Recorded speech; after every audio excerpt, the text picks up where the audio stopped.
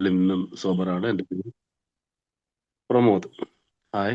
Hi Pramod ചേട്ടാ. Hi പ്രമോദേട്ടാ. Hi hi. Hi. ശരി. ഈ ഈ മറ്റേ തൂത്തുക്കുടി സുരേഷും നെയ്വേലി സുരേഷും ഒരാളാണോ? സുരേഷ് ചേട്ടാ. അതെ അതെ അതെ അതെ ഇപ്പൊ അതെ. അമേരിക്കയില് ഇപ്പൊ അമേരിക്കയിൽ സുരേഷ് നെയ്വേലി തൂത്തുക്കുടി നെയ്വേലി എല്ലാം ഒന്നാ. ഒന്നാല്ലേ? ഇപ്പൊ അമേരിക്കൻ സുരേഷ്.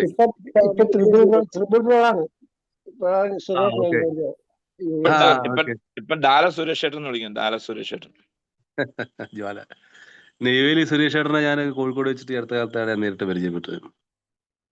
അപ്പോ സൗണ്ടൊക്കെ കേട്ടപ്പോ ഏകദേശം അതേപോലെ. പിന്നെ തൂത്തുക്കുടി ആരോ അഡ്രസ് ചെയ്തപ്പോ ഞാൻ വിചാരിച്ചു ഇതാരടാന്ന് വിചാരിച്ചു. അങ്ങനെ ഒന്ന് ക്ലിയർ ചെയ്തതാ. അപ്പോ ആയിക്കോട്ടെ സുരേഷ് ഏട്ടാ, നിങ്ങളൊക്കെ ശബ്ദങ്ങൾ അമേരിക്ക ആണെങ്കിലും ശബ്ദം കൊണ്ട് നമ്മൾ ധന്യനായി. അപ്പോ നമ്മുടെ വാഗ്ദാനങ്ങൾ, പ്രോമിസസ്, അതാണ് നമ്മളുടെ ചർച്ചാ വിഷയം. 9 വാഗ്ദാനങ്ങൾ നമ്മൾ പറഞ്ഞ് അവസാനിപ്പിച്ചിട്ടുണ്ട്. ഈ വർഷത്തിന്റെ ഈ ഏതാനും മാസങ്ങളായിട്ട് നമ്മളത് പറഞ്ഞ് അവസാനിപ്പിച്ചു, ചർച്ച ചെയ്ത് വെച്ചിട്ടുണ്ട്. ഇനിയുള്ളത് 10, 11, 12 ഈ 3 വാഗ്ദാനങ്ങളാണ്. അപ്പൊ ആ ഒരു ടോപ്പിക്കിലേക്ക് നമുക്ക് പതുക്കെ പോകാം. വിഷയാധിഷ്ഠിത മീറ്റിംഗ് ആയതുകൊണ്ട് നമുക്ക് ആ ഒരു അങ്ങനെ തന്നെ അതിനെ സമീപിക്കാമെന്നാണ് ഞാൻ കരുതുന്നത്. ഇപ്പൊ എന്തായാലും 10ാമത്തെ പ്രോമിസ്, വാഗ്ദാനം, fear of people and economic insecurity will leave us എന്നാ പറയുന്നത്. ആളുകളെ കുറിച്ചും സാമ്പത്തിക സുരക്ഷത്തെക്കുറിച്ചുള്ള ഭയം അകന്നു പോകും.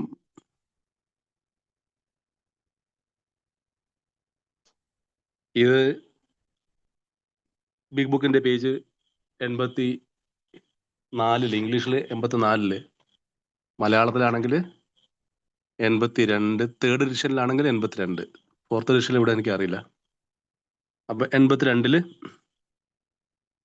9ാമത്തെ പടി ഇവിടെ ചേർന്ന് നമുക്ക് വായിക്കാൻ പറ്റുന്ന ബിഗ് ബുക്കിലെ അതിശക്തമായ ഭാഷ, അതിശക്തമായ വാഗ്ദാനം, അതിശക്തമായ പ്രത്യാശയൊക്കെ തരുന്ന ഒരു ഏതാനും വാചകങ്ങളാണ് ഈ പ്രോമിസസ് എന്ന് പറയുന്നത്. അപ്പോൾ അതിന്റെ ആരംഭത്തിലേ പറയുന്നുണ്ട്, കഠിനാധ്വാനത്തെ പറ്റി സൂചിപ്പിക്കുന്നുണ്ട്. കഠിനാധ്വാനത്തിന് തയ്യാറാണ് എങ്കിൽ നമുക്ക് അത്ഭുത പരതന്ത്രരാകും നമ്മൾ ഓരോരുത്തരും എന്ന് പറയുന്നു. നമ്മുടെ ജീവിതം കണ്ട്, നമ്മുടെയും നമ്മുടെ ചുറ്റുമുള്ളവരുടെയും ജീവിതം കണ്ട് നമുക്ക് തന്നെ അത്ഭുതം തോന്നും. അത് എല്ലാ തലത്തിലും ആ അത്ഭുതം നമുക്ക് ഉണ്ടാവും. അപ്പം അത്യാസക്തി ബാധിക്കുന്നത് ശാരീരികമായിട്ടും മാനസികമായിട്ടും ആത്മീയമായിട്ടും ഒക്കെയാണെന്നാണല്ലോ നമ്മൾ മനസ്സിലാക്കി വെച്ചിരിക്കുന്നത്. ആ തലങ്ങളിലൊക്കെ നമുക്ക് അത്ഭുതങ്ങൾ സംഭവിക്കുന്നുണ്ട് എന്ന് തന്നെയാണ് വാഗ്ദാനം പറയുന്നത്. ശാരീരികമായ അത്ഭുതങ്ങൾ സംഭവിക്കും, മാനസിക തലത്തില് ഗംഭീരമായ അത്ഭുതങ്ങൾ സംഭവിക്കും, ആത്മീയ തലത്തില് ഒരിക്കലും പ്രതീക്ഷിക്കാത്ത ആത്മീയ തലത്തിലുള്ള ചില എന്താ പറയുക വലിയ മാറ്റങ്ങൾ സംഭവിക്കും. അപ്പോ നമ്മൾ തന്നെ അത്ഭുതപ്പെട്ടു പോകുന്നതാ പറയുന്നത്. പക്ഷെ കഠിനാധ്വാനത്തിന് തയ്യാറാകണം എന്നൊരു ഈഫ് കണ്ടീഷൻ അവിടെ ഉണ്ട്. ഇപ്പൊ കഠിനാധ്വാനം എന്ന് പറയുന്നത് വളരെ എളുപ്പം നമുക്ക് മനസ്സിലാക്കാൻ പറ്റും. നമ്മുടെ 1 മുതൽ ആരംഭിക്കുന്ന നമ്മുടെ പടികളുടെ പരിശീലനമാണ്. അത് അത്ര എളുപ്പമുള്ള കാര്യമല്ല. അവനവന്റെ ആത്മാവിലേക്ക്, അവനവനിലേക്ക് നോക്കുന്ന പരിപാടിയാണ്. അവനവനെ തന്നെ അപഗ്രഥിക്കുന്ന പരിപാടിയാണ്. ഓർമ്മ വെച്ച കാലം മുതൽ ഇന്ന് വരെയുള്ള ജീവിതാനുഭവങ്ങളെ എങ്ങനെയൊക്കെ വളച്ചൊടിക്കപ്പെട്ടു എന്ന്, സ്വയം എങ്ങനെ വളച്ചൊടിക്കപ്പെട്ടു എന്ന് നമ്മൾ തന്നെ കണ്ടെത്തുന്ന ഒരു പദ്ധതിയാണ്. സത്യസന്ധമായ ഉള്ളിലേക്ക് നോക്കേണ്ട, ഒരു പാർഷ്വാലിറ്റി ഇല്ലാതെ, പക്ഷഭേദമില്ലാതെ അവനവന്റെ ഉള്ളിലേക്ക് തന്നെ നോക്കാൻ പറ്റണം. അങ്ങനത്തെ ഒരു പദ്ധതിയാണ്. ഇത് അതുകൊണ്ട് തന്നെ ഇത് കഠിനാധ്വാനം നിറഞ്ഞതാണ്. അത്ര എളുപ്പമുള്ള പരിപാടിയൊന്നുമല്ല. എളുപ്പമാണെന്നൊക്കെ നമുക്ക് പറയാം. പ്രോഗ്രാം മീറ്റിംഗും ഒക്കെ എളുപ്പമാണ്. പക്ഷേ സ്റ്റെപ്പ് പ്രാക്ടീസ് എന്ന് പറയുന്നത് നമ്മളത് ശരിയായ മനസ്സിരുത്തി ഒറ്റയ്ക്ക് മുന്നോട്ട് പോവുകയില്ല. മറ്റാളുകളുടെ സഹായത്തോടു കൂടി അവരുടെ സഹകരണമൊക്കെ ഉറപ്പുവരുത്തി മുന്നോട്ട് പോകാൻ പറ്റുന്ന ഒരു പരിപാടിയാണ് സ്റ്റെപ്പ് പ്രാക്ടീസ് എന്ന് പറയുന്നത്. അത് ശരിക്കും നമ്മൾ എഴുതേണ്ടിടത്ത് എഴുതണം എന്ന് തന്നെ പറയുന്നു. അങ്ങനെ ഞാൻ മനസ്സിലാക്കുന്നു. വായിച്ചു നോക്കുകയോ കേട്ടു നോക്കുകയോ ചർച്ച ചെയ്ത് പോയിട്ടോ അതിനേക്കാളൊക്കെ എത്രയോ ഇരട്ടി ഈ പേനയെടുത്ത് നമ്മുടെ മനസ്സിനെ നമ്മൾ ആ പേന കൊണ്ട് എവിടെയെങ്കിലും ഒന്ന് കുത്തിക്കുറിച്ച് കുറച്ച് വരികളിലേക്ക് മാറ്റുമ്പോൾ ശരിക്കും അത് മനസ്സിനെ വല്ലാതെ സ്പർശിക്കും. അതിനൊന്ന് തയ്യാറെടുക്കേണ്ടതുണ്ട്. അത് വല്ലാതെ മടിയുള്ള കാര്യമാണ്. കുറെ കാലമൊക്കെ കഴിഞ്ഞിട്ടാണ് എനിക്കൊക്കെ പറ്റിയത്. മടി. പക്ഷേ ഇതുപോലുള്ള കുറച്ച് മടിയന്മാരായ കൂട്ടുകാര് കിട്ടി. അവരൊക്കെ ഇതിന് തയ്യാറായി മുന്നോട്ട് വരാൻ തുടങ്ങിയപ്പോഴാണ് ഒക്കെ ഇൻട്രസ്റ്റ് ആയി തുടങ്ങിയത്. എന്തായാലും ഭാഗ്യം കൊണ്ട് ഞാന് ജീവിതത്തിൽ രണ്ടാമതൊരു എന്താ പറയുക വന്ന അവസ്ഥയിലേക്ക് തിരിച്ചു പോകാതെ കുടി മാത്രമല്ല ഇതിൽ കയറി വന്ന അവസ്ഥയിലേക്ക് മടങ്ങാതെ എനിക്ക് ജീവിക്കാൻ പറ്റും. ഞാൻ ആ കാര്യത്തിൽ അത്ഭുതമുള്ള ആളാണ്. അങ്ങനെ നമ്മൾ ഒരുപാട് അത്ഭുതങ്ങൾക്ക് നമ്മൾ പാത്രീഭവിക്കും. നമ്മൾ ഓരോരുത്തരും കഠിനാധ്വാനത്തിന് തയ്യാറാവുക എങ്കിൽ നമ്മുടെ നീരസങ്ങളെ കണ്ടെത്തുക, നമ്മുടെ ദേഷ്യത്തിന്റെ കാരണങ്ങളെ കണ്ടെത്തുക, നമ്മുടെ സെക്ഷൽ ഇൻസ്റ്റിങ്ക്റ്റ് കണ്ടെത്തുക, നമ്മളിലുള്ള ആറാമത്തെ പടിയിൽ വരുമ്പോൾ ഇതിന്റെ ഏറ്റവും കോർ ഓഫ് ദ പ്രോഗ്രാം എന്ന് പറയുന്നത് 6ഉം 7ഉം പടികളാണെന്ന് എനിക്ക് തോന്നുന്നത്. കാരണം നമ്മളിലുള്ള വൈകല്യങ്ങളെ അപ്പടി നമ്മൾ തിരിച്ചറിയുകയും എന്തൊക്കെയാണ് എന്ന് ഐഡന്റിഫൈ ചെയ്യുകയും ഓരോന്നിനെയും ഐഡന്റിഫൈ ചെയ്യുകയും അതിനെ നമ്മൾ കൃത്യമായി നമ്മൾ സ്പോട്ട് ചെയ്യുകയും ഒക്കെ ചെയ്യുന്ന പടിയാണ് 6ാമത്തെ പടി. 7ൽ വരുമ്പോൾ ആ നമ്മൾ കണ്ടെത്തുന്ന വൈകല്യങ്ങളൊക്കെ നമ്മുടെ ആത്മം എന്ന് പറയുന്നത് എന്നോട് ചോദിക്കുകയാണ്, എന്താണ് മിസ്റ്റർ പ്രമോദ് നിന്റെ ആത്മം? താൻ എന്താണ്? താൻ എന്ന വ്യക്തി എന്താണ് സംഭവം? എനിക്ക് ഒരുപാട് ഉത്തരങ്ങളുണ്ടാവും. ഞാൻ കുറെ കാലം അങ്ങനത്തെ ഉത്തരങ്ങളൊക്കെ പറഞ്ഞു നോക്കിട്ടോ.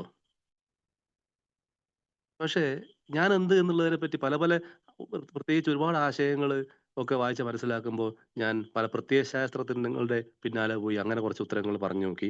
ഒരിക്കലും സംതൃപ്തി ഉണ്ടായില്ല. പുരാണങ്ങൾ വായിച്ചു നോക്കി.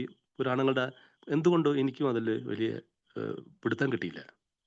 മതപരമായി ഞാൻ കുറച്ച് മുന്നോട്ട് പോയി നോക്കി. അതിലും എനിക്ക് പിടുത്തം കിട്ടിയില്ല. പക്ഷേ ഈ ഫെലോഷിപ്പിന്റെ ഈ പദ്ധതിയിൽ വന്നപ്പോൾ എനിക്ക് എന്നെ പിടിക്കാൻ പറ്റി. ഞാൻ എന്ന് പറയുന്നത് ഇപ്പൊ ഞാൻ സബ്ജക്റ്റീവായിട്ടാണ് പറയുന്നത്. ഞാൻ പക്ഷെ എല്ലാവരുടെയും മനസാക്ഷിയെ പറ്റിയാണ് ഞാൻ പറയുന്നത് കേട്ടോ.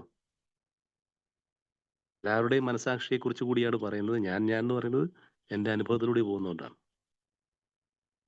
അപ്പോ ഞാൻ എന്ന വ്യക്തി എന്താണ് എന്ന് ചോദിക്കുമ്പോൾ ആത്മം എന്ന വാക്ക് ആത്മാവിനെ സംബന്ധിച്ചത്, എൻ്റെ ഉള്ളിനെ സംബന്ധിച്ചത് എന്ന അർത്ഥത്തിൽ ചിന്തിച്ചു നോക്കുമ്പോൾ അവിടെ ഞാനൊന്നും കാണുന്നില്ല. അവിടെ മതങ്ങളൊന്നും ഞാൻ കാണുന്നില്ല. എൻ്റെ ആത്മാവിൽ എന്താണുള്ളത് എന്ന് ചോദിച്ചു കഴിഞ്ഞാൽ അവിടെ ഒരു ദൈവരൂപങ്ങളെയും ഞാൻ കാണുന്നില്ല. ഞാൻ ജനിച്ച മതസമൂഹം മുന്നോട്ട് വെച്ച് തന്ന ആരാധനയ്ക്ക് വേണ്ടി മുന്നോട്ട് വെച്ച ഒന്നിനെയും ഞാൻ കാണുന്നില്ല. എൻ്റെ ആത്മത്തിൽ അതൊന്നുമില്ല. സത്യമായ കാര്യമാണ് പറയുന്നത്. പിന്നെ എന്താണ് മതങ്ങളുണ്ടോ ആത്മത്തില്? എൻ്റെ ഉള്ളിന്റെ ഉള്ളിൽ എന്ന് പറയുന്ന അവസ്ഥ, എന്നെ സംബന്ധിച്ചത് എന്നൊക്കെ പറയുന്ന അവസ്ഥ, പരമമായി എന്നെ സംബന്ധിച്ചതെന്ന് പറയുന്ന അവസ്ഥയിൽ എന്താ ഉള്ളത്? നോക്കുമ്പോൾ അവിടെ എന്താ ഉള്ളതെന്ന് അറിയോ? ഫസ്റ്റ് ഭയമാണുള്ളത്. എന്താണ് ഞാൻ എന്ന് ചോദിച്ചാൽ അവിടെ ആൻസർ ഒരു പിടി ഉത്തരങ്ങളുണ്ട്. അവിടെ ഭയമുണ്ട്, ഫിയർ. രണ്ടാമത് അവിടെ ലവ് ഉണ്ട്, സ്നേഹമുണ്ട്, അന്തമില്ലാത്ത സ്നേഹമുണ്ട്. മൂന്നാമത് അവിടെ ആ സ്നേഹത്തിന്റെ അവാന്തര ഭാഗങ്ങളുണ്ട്, പ്രണയമുണ്ട്. നാലാമത് ആർത്തിയുണ്ട്. അഞ്ചാമത്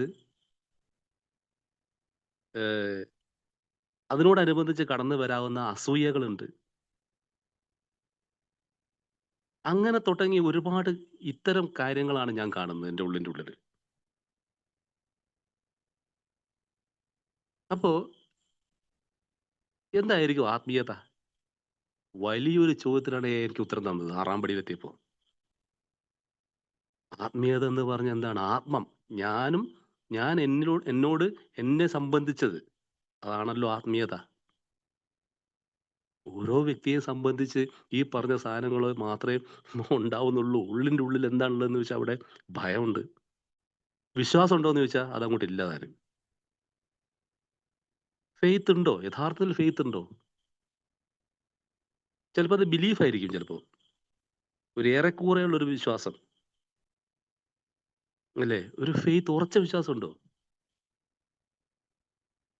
അപ്പോ ഈ ആത്മം എന്ന് പറഞ്ഞു കഴിഞ്ഞാൽ ഇതൊക്കെയാണ് കാണുന്നത്.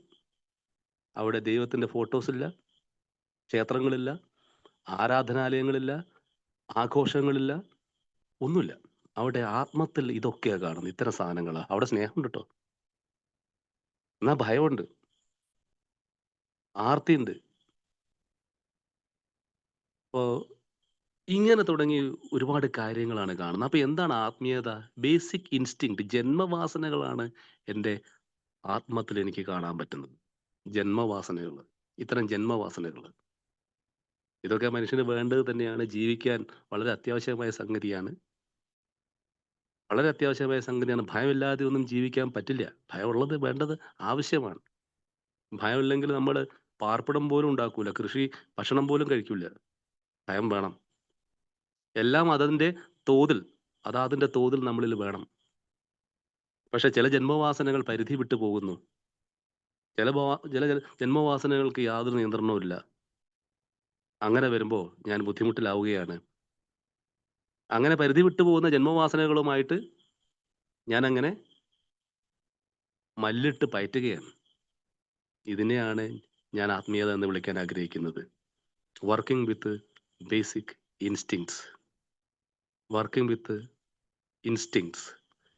ജന്മവാസനകളോടൊത്തുള്ള പ്രവർത്തനമാണ് ആത്മീയത എന്ന് ഫെലോഷിപ്പിലൂടെ വന്നപ്പോൾ, 6th സ്റ്റെപ്പിൽ വന്നപ്പോൾ എൻ്റെ വലിയൊരു ഡൗട്ട് അവിടെ ക്ലിയറായി. മറ്റൊന്നും മറ്റൊക്കെ വെറും കെട്ടിവെക്കലാണെന്ന് മനസ്സിലായി. മറ്റൊക്കെ ചമയങ്ങളാണെന്ന് മനസ്സിലായി. മറ്റ് യാഥാർത്ഥ്യമായിരിക്കാം, പക്ഷെ അതെല്ലാം ചമയങ്ങളായിരുന്നു. അപ്പൊ എന്താണ് ആത്മം? അവിടുത്തെ ആദ്യത്തെ സംഗതിയാണ് ഇവിടെ നമ്മൾ ഫേസ് ചെയ്യാൻ പോകുന്നത്. ഭയം. Fear of people and economic insecurity will leave us. ആളുകളെ കുറിച്ചുള്ള ഭയം.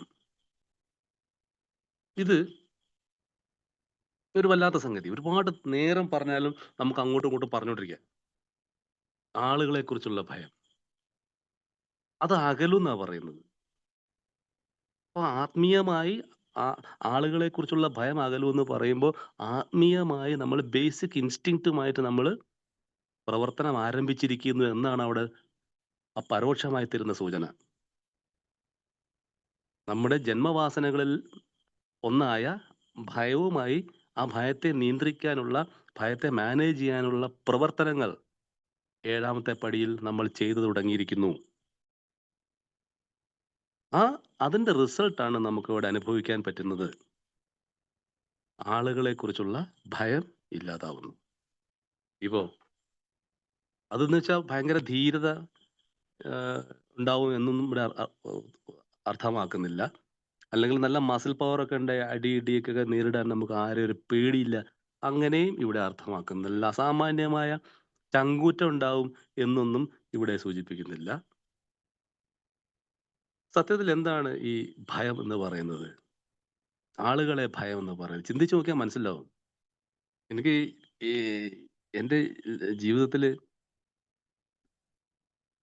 ഭൂരിപക്ഷ ആൾക്കാരെയും വല്ലാത്ത ഭയമാണ്. ആയിരുന്നു എന്ന് പറയാം. അല്ലാത്ത ഭയം. എന്തിനാണ് ഇതിനൊക്കെ പേടിക്കുന്നതെന്ന് അറിഞ്ഞൂടാ. എല്ലാരെയും പേടിയാൻ. എഐയിൽ വന്നു ട്ടോ. മീറ്റിംഗിൽ വന്ന് കുറച്ച് ദിവസം കഴിഞ്ഞപ്പം വേറൊരു ടൈപ്പ് പേടി വന്നു. എന്താ അറിയോ അത്? ചില ചെങ്ങായിമാർ നല്ല അടിപൊളി ഷെയറിങ്ങാ. എനിക്കത് കാണുമ്പോൾ ദേഷ്യം വരും. എനിക്കങ്ങനെ പറയാൻ പറ്റില്ലല്ലോ. എനിക്കങ്ങനെ സംസാരിക്കാൻ പറ്റുന്നില്ല. ഇവന്മാരിത് എവിടുന്നാ പഠിച്ചെടുക്കുന്നത്? ചില ആൾക്കാർ ഡെയിലി റിഫ്ലക്ഷനൊക്കെ ഒന്ന് നോക്കിയിട്ട് അതിനെപ്പറ്റി ഒന്ന് വിശദമായിട്ട് സംസാരിക്കും. അപ്പോ ഇവന്മാരെ കാണുമ്പം എനിക്ക് പിറ്റേ ദിവസം പിന്നെ ഒരു വല്ലാത്ത അസഹ്യത അനുഭവപ്പെട്ടു. ഫെലോഷിപ്പിലെ അംഗങ്ങളെ കാണുമ്പോൾ തന്നെ അസഹ്യത അനുഭവപ്പെടുന്നു. അതിന്റെ കാരണം എന്തായിരുന്നു? അടിപൊളി ആയിട്ട് ഇവര് നന്നായിട്ട് കാര്യങ്ങൾ സംസാരിക്കുകയും അനുഭവങ്ങൾ ഷെയർ ചെയ്യുകയും ചെയ്യാൻ എന്നെക്കൊണ്ടത് പറ്റുന്നില്ല. ഇവരെ ഭയമായി. ആ ഭയത്തിന്റെ കാരണം എന്താണ്? ആ കാരണം ഞാൻ തിരയേണ്ടിയിരിക്കുന്നു. അല്ല, ആ കാരണം ഞാൻ തന്നെ തിരഞ്ഞു പോകണം. എന്താണ് ആ കാരണം? അവിടെ എൻ്റെ ഏത് അടിസ്ഥാന ജന്മവാസനയാണ് എന്നെ അവിടെ ശല്യപ്പെടുത്തിയത്? എന്നിലുള്ള ആർത്തി, എന്നിലുള്ള അസൂയ, എന്നിലുള്ള നീരസം, എന്റെ ജന്മവാസനകളിൽ ഏതാണ് അവിടെ തലപൊന്തിച്ചത്? അപ്പോ ഇത് വല്ലാത്തൊരു ഭയമായിരുന്നു. കുറെ കാലം ഉണ്ടായിരുന്നു ട്ടോ അത്. ചില ആളുകൾ അക്കാലത്തൊക്കെ ചില ആളുകൾ മനോഹരമായിട്ട് വിഷയങ്ങൾ അവതരിപ്പിക്കും. അവതരിപ്പിക്കുമ്പോൾ അടിപൊളിയായിട്ട് വിഷയങ്ങൾ അവതരിപ്പിക്കുന്ന ആളുകൾ അക്കാലത്തും ഉണ്ട്. പക്ഷെ അതൊക്കെ കേൾക്കുമ്പോൾ ദേഷ്യം വരും. ഈവൻ എന്തായി പറയണത്? സംഗതി അടിപൊളിയാണ്. പക്ഷെ ഭയങ്കര നീരസത്തോടു കൂടിയാ കേട്ടോണ്ടിരിക്കുക. ഒരു കാരണവുമില്ല. എന്താ കാര്യം എന്നറിയോ? അസൂയ. ഇച്ചിരി കുശുമ്പ്. എനിക്കത് പറ്റുന്നില്ലല്ലോ എന്നുള്ള തകരാറ്. എഐയിൽ വന്നപ്പോൾ അനുഭവിച്ചൊരു സാധന. ഇതിൽ വരുന്നതിന് മുമ്പ് വ്യത്യസ്ത ടൈപ്പ് ഭയങ്ങളെ പറ്റി എനിക്ക് പറയാൻ പറ്റും. പക്ഷെ അതൊന്നും ഞാൻ പറഞ്ഞില്ല. ഇതിപ്പോ ഒരു സാധനമാണ്. വ്യത്യസ്തമായ ഒരു സാധനം കിട്ടിയപ്പോൾ ഞാനത് പറഞ്ഞെന്ന് മാത്രം. അപ്പൊ ഇത്തരം ആളുകളെ കാണുമ്പോൾ അവർ എന്നോടൊന്നും ചെയ്തിട്ടില്ല. അവർ മനോഹരമായി സംസാരിച്ചുകൊണ്ടാട്ടോ എനിക്ക് അവരോട് ദേഷ്യം ഉണ്ടായത്, ഭയം ഉണ്ടായത്. അപ്പോ ആളുകളെ ഭയക്കാൻ വലിയ കാരണമൊന്നും വേണ്ട. ഇങ്ങനെ ഭയക്കാൻ തുടങ്ങിയ പിന്നെ അടുത്ത സ്റ്റെപ്പ് എന്താണെന്നറിയോ? എന്റെ ഭാഗത്തു നിന്നുണ്ടാവുക നീരസം വരാൻ തുടങ്ങും. അവൻ എന്താ പറയുക, വിമർശിക്കാൻ തുടങ്ങും.